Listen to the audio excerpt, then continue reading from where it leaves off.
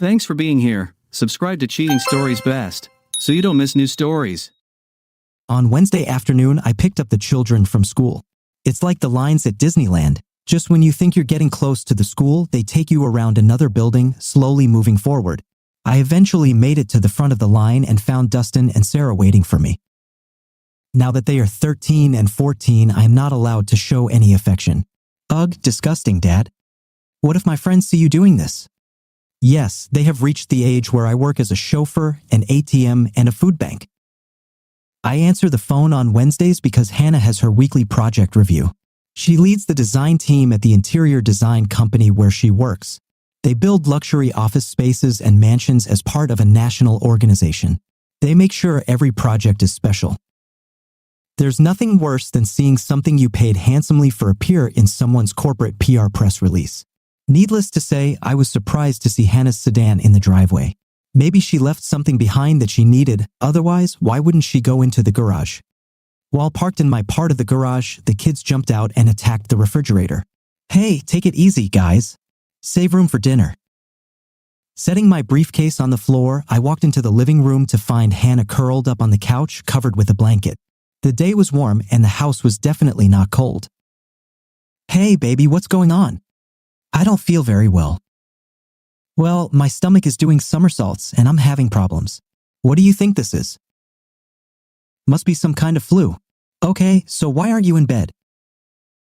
I was, but I had an accident. Could you please change the sheets? Taking 2 steps into the bedroom, I realized what had happened to her. I went out to the garage and grabbed a nose clip and some latex gloves. At the very least, all of our beds come with a waterproof mattress cover, an old habit from when the children were little. They would climb into bed and sometimes have accidents. Now we are ready, but they will only crawl into our bed when they feel worse than the dog.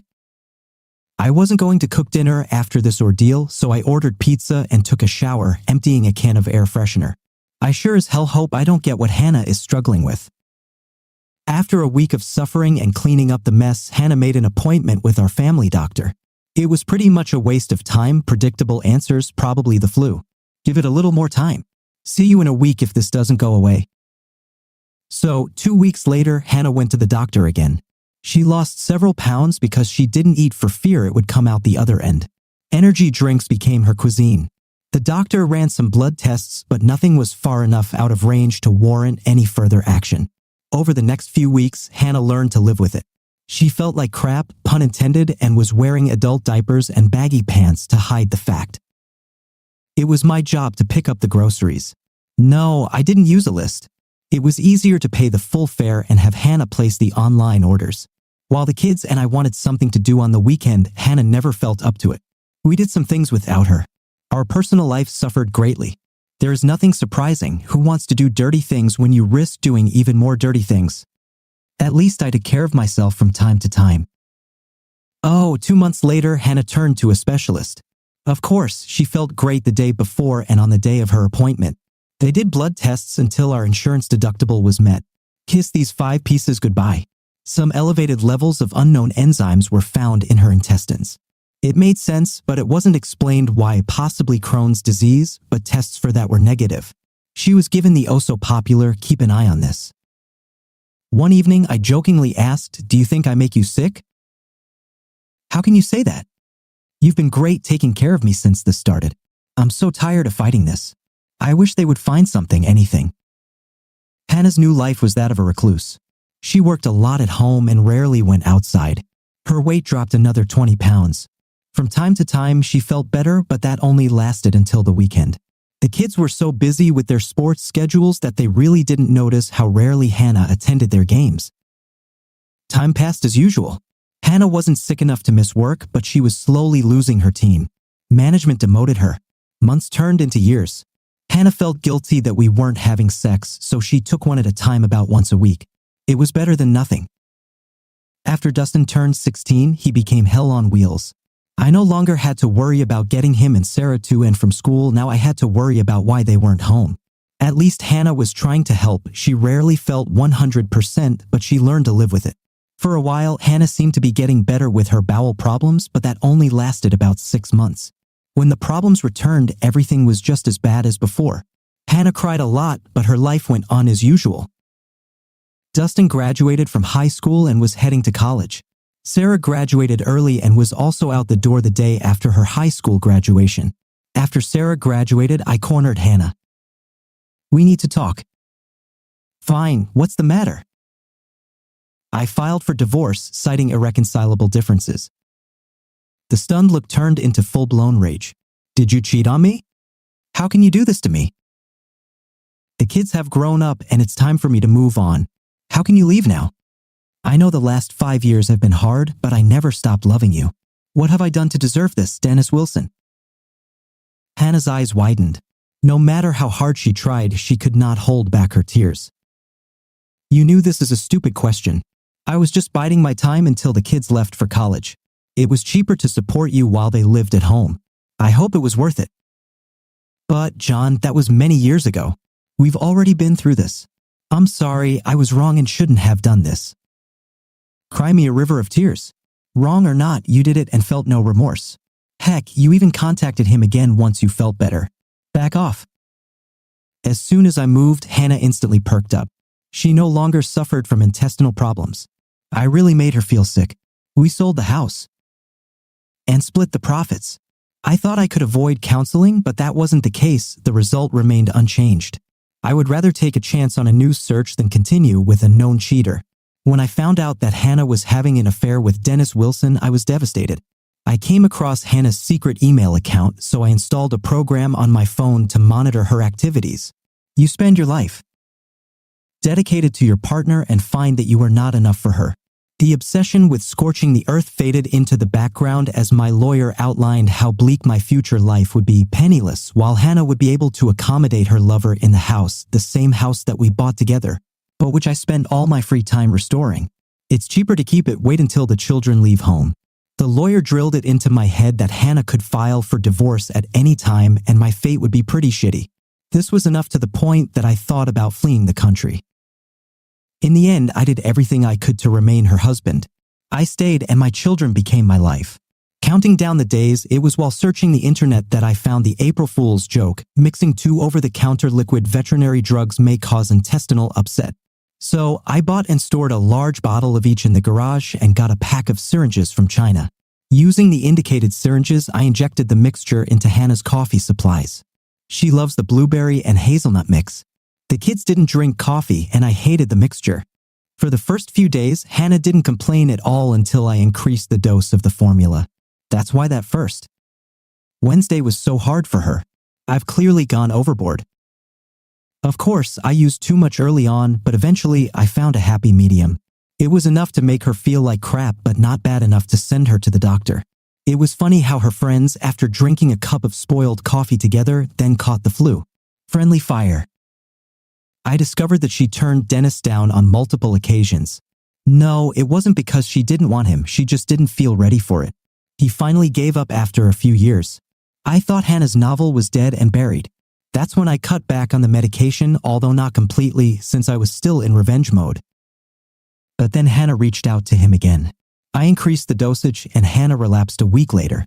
She again turned to the specialist. The day before and on the day of her appointments, I made sure Hannah used conditioned coffee. Although she claimed that she was devastated and unprepared for my divorce petition, I was not moved by her tears. It was only after I gave her the investigator's report from 5 years ago that she realized how serious I was. Dennis's wife received a copy and named Hannah in her divorce petition. I made sure all of Hannah's friends and family received copies, which caused my phone to stop ringing. I was no longer the uncaring, heartless bastard who abandoned a hopelessly ill Hannah in her time of need. Dennis suffered greatly during the divorce. Now he eats ramen noodles and drinks water while his ex-wife entertains his replacement. I find this to be revenge enough. As much as I'd like Hannah to know how I did it, I'm afraid I may have crossed some legal lines, so I grin a lot. Will I get married again? Most likely no. Maybe, who knows? I can't even enjoy dating without fearing the heartbreaking pain Hannah caused me. Time heals is my last hope. Thank you for listening to this story. Now here is another exciting story for you to read. Dear Becky, if you're reading this, it means you're at your mom's and have discovered that we no longer have our own home. This envelope contains the key to the Green Street vault containing your clothes and personal effects. I paid a month's rent for storage. I didn't have time to pack neatly, so I hope you don't mind the 12 trash bags I used. I tried to be gentle with fragile objects. Well, I tried. Thank you for leaving me a letter on the mantel when you and Brad went on a cruise with the tickets I brought home. You were so surprised when I walked in and found you and Brad having sex in our bed. I could tell by the smirk on that asshole's face that he was so proud of himself when you begged him not to stop. I don't know what my best performance was, the sad look on my face when I saw you two, or when I threw flowers and tickets and told you to take your lover on a cruise because you obviously didn't want me anymore. I saw Brad's eyes light up when he heard about the cruiser, and he had this grin on his face, yeah, because he thought he won. Or my best performance might be the 3 weeks I had to feign humiliation because this was telling everyone in the office how he had my wife because I wasn't man enough to take care of her. Even the office manager came to my desk to laugh at me. Please thank Brad for the email he left at work telling everyone he was going on a cruise at my expense with my wife as his bed partner. I also want to thank you both for discussing this business trip he took me on so that you two could be together for 4 days. I'm glad you admitted that he seduced you at your work Christmas party. I know he's flirted with you at other company parties, but I haven't seen you two sneaking out before this incident. But at the Christmas party, I saw you two having sex for the first time and took a picture with my phone. I'm really happy for you since his wife says he doesn't know anything about foreplay or lovemaking. Yes, his wife and I are lovers now. I went to their house and showed her a picture of you about 2 weeks after a Christmas party that she didn't know about. We originally planned to have revenge sex, but we found that we were so good in bed that we just started making love regularly. The more we met and talked, the more we fell in love with each other. That's when we started planning the cruise and the ultimate revenge for you two. We started recording all your conversations so we knew what you two were planning. My lawyer enjoyed the conversations when you and Brad discussed where to send me next. Tina and I were worried that you wouldn't fall for the bulk of the plan. The hardest part was convincing you to sell the house in the first place. I thought you'd buy us a bigger house in a better area, and you did. Second, I burst in with the paperwork you were supposed to sign right after I saw Brad leave. I knew you would smell like sex and want me to get out of the house. You didn't disappoint me again. You looked very scared when I ran in until I explained that I needed a signature on paperwork for the realtor. You signed without even looking. I even heard you sigh with relief when I hurried out of the room. You signed the power of attorney without looking, and finally I burst into you too. I was as nervous as could be when I walked into the bedroom and saw you in our bed. I must have put on a great performance because you two made derogatory comments and smirked at my suffering when I moved my clothes into the guest room after Brad left so he had somewhere to put his clothes. I thought you were going to roll around with joy. Then you used that sad, pouty voice to say you were sorry. I liked the way you grinned. I wanted to stay as far away from you as possible, just like Tina, Brad's wife, stayed away from him. I know he doesn't wear a wedding ring and tells women he's single, but trust me, he's been married for 5 years. You, Becky, are about the 8th or 9th affair his wife has suspected since they got married. The reason for this letter is to tell you and Brad that Tina and I have left you cheaters. We don't ask for divorces. If you two want to get a divorce for your health, pay for it. Information for Brad: he will, of course, call you when he finds out that Tina has sublet their apartment. Unlike me, she donated his clothes to the Salvation Army. We found a couple of willing buyers who bought all the furniture from our house and later from their apartment. Tina and I needed somewhere to live after our house was sold and her apartment was sublet, so we went to Europe to think about it. Tina emptied the bank accounts but left the credit cards open for our trip since we were low on cash. Tell Brad he's definitely going to love all those frequent flyer miles we got for him while you two were traveling. We spent a week in Europe in top-notch 5-star hotels, all on Brad's cards. You may regret choosing Brad, its credit limits are not very high. In the first 4 days in Europe, we fully used 3 cards. Thank God he had 4 more to cover us for the rest of the trip.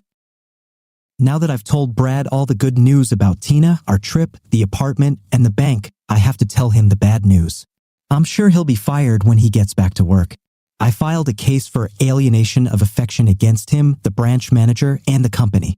When my lawyer went to the headquarters in New York, the first thing he did was play the tape of you and Brad when Brad bragged about sending me out of town to have sex with you. He then played a recording of other employees coming up to my desk to humiliate me for Brad taking my wife away from me, and the branch manager joined in the humiliation. Next, the lawyer presented Brad's email about the cruise on the company's server.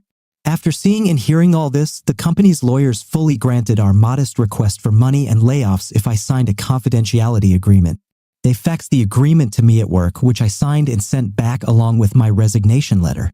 They gave my lawyer 2 checks, one for his fee and one for me, consisting of my cash pension settlement and all unused holidays.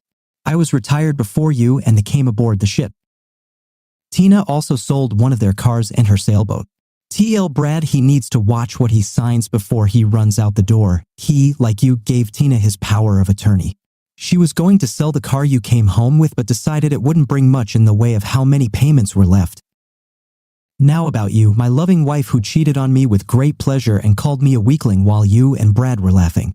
Tina and I were planning all the humiliation you two have heaped upon me is now returned to you both in double measure. I hope your mom will let you and Brad stay at her house.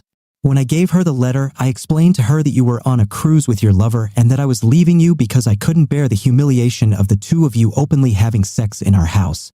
I gave her a copy of your humiliating letter. She seemed very upset by your behavior, that's what she said. I just called you a good wife who decided to become another man's. Your mother believed that this adequately described your actions. In any case, you signed the power of attorney earlier, refer to the beginning of the letter if you forgot, so I sold the furniture when you boarded the ship. I moved my clothes and belongings to Tina's hotel room. When Brad sent me to Florida for those 4 days, I took a couple of days off sick, flew out of the country, and opened a bank account in the Cayman Islands. When we closed the sale of the house, I transferred the money to my new account. As I explained, my wife was not present at the closing of the sale because she was looking for a new place to live and I would be leaving soon. Accordingly, they were more than happy to help. I also sold both of our cars because I don't need them. I closed all but one of my credit card accounts in my name, so I hope you didn't try to use the cards while traveling. That could have been pretty awkward. I closed all our bank accounts, and once again, this power of attorney came in handy. The home buyers happily transferred the money into my new account. Oh, I used your share of that money to pay off our joint credit cards before the cards were closed. I'm prudent. I always thought you were one of the most beautiful women I've ever seen until I met Tina. Now I know that Brad is an idiot for cheating on a goddess like Tina. She has shoulder-length brown hair and sparkling green eyes. She's short and slender with perfect small breasts that won't sag down to your belly button like yours will in a couple of years and a nice tight ass. She's 4 years younger than me, so I'll have a young mistress while Brad takes your much older ass. When we were in Europe, men watched with envy as she held my hand while walking. All eyes were on us as we danced in the evenings. The stars watched as we made love every night. Tina and I have not yet decided where we will live with our combined money. We don't necessarily need to work anymore, so we'll probably be traveling to find the perfect place to retire. I know you liked your part-time job because you said you were bored sitting at home. Well, now you can enjoy the benefits of working full-time. You and Brad could start looking for a job together. Your ex-former loving husband subscribed to our channel so that your second chaff doesn't cheat on you. Thank you for listening to this story. Now here is another exciting story for you to read. My wife Alana and I were at an upscale restaurant when I noticed my oldest and best friend approaching our table. I quickly whispered to my wife, Terrence Landis is coming here. Remember, I told you that he was my best friend since 2nd grade. This is true, but be very careful with him. He is a big lover of women. Fortunately, I should be safe. Alana answered quietly, isn't he that friend of yours who was very rich? I nodded to my wife and stood up to shake Terrence's hand. He hugged me tightly like a bear. It was a little awkward in such a public setting. Tim, damn glad to see you again. It's been a long time since we spent time together, Terrence stated, slowly looking at Alana from head to tits, lingering on her impressive breasts. May I assume this is your charming wife Alana? I was in Singapore when you married her, but I sent a gift. Hope you enjoyed it. You're the friend who sent Tim that new pickup truck, aren't you? Alana exclaimed, standing up and holding out her arms for a hug. Alana, this is my best friend Terrence. I managed as he politely but firmly pulled me aside to embrace Alana in his arms. Taryn, meet my wife Alana. I told her a lot about you. You never mentioned that he was so tall and handsome, Alana quickly pointed out, hugging Taryn longer than I thought was appropriate for a married woman. What brings you to Daytona, Ter? I just bought a condominium in the dunes and I'm renovating it.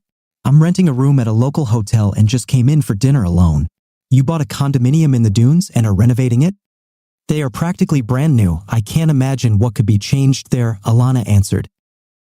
I heard that the price of the smallest ones starts at more than $1 million. It's true, Terrence agreed. However, their bedrooms are small, they seem tight to me. Fortunately, there was a free penthouse and I bought it. I'll paint it and replace the furniture. It was obvious to me that Terrence was doing everything he could to impress Alana. He always knew how to determine what interests a woman and immediately caught her main interest. Alana was an extremely mercantile girl. I had a decent income and more than a few dollars saved, but Alana seemed determined to send us to the poorhouse. We were celebrating our 3rd anniversary, but she seemed to ignore me in favor of Terrence. It was so obvious that some of the visitors looked in my direction with obvious sympathy. Looks like the waiter is bringing our food, Alana. We should take our seats and eat while it's still hot, I reasoned, thinking that we could focus on each other again. Alana didn't dispute anything I said, but she upped the ante just by looking at our steaks.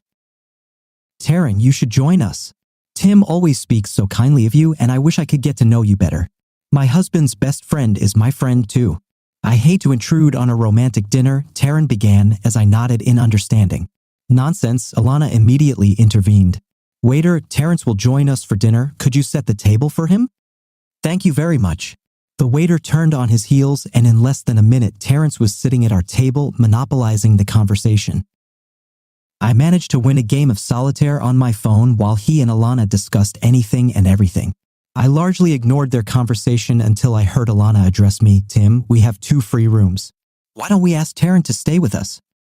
You 2 guys could continue to make up for lost time.